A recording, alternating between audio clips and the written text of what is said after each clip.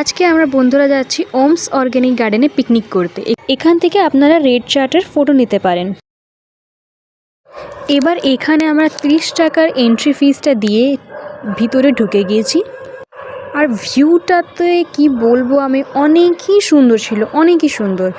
এই যে এখানে আমার সব বন্ধুরা সেই ভ্লগে আসছে, এরাও খুব খুশি যে আমি ইউটিউবে এখন ব্লগিং স্টার্ট করেছি, আর আমাকে এরা অনেক এনকারেজ করে।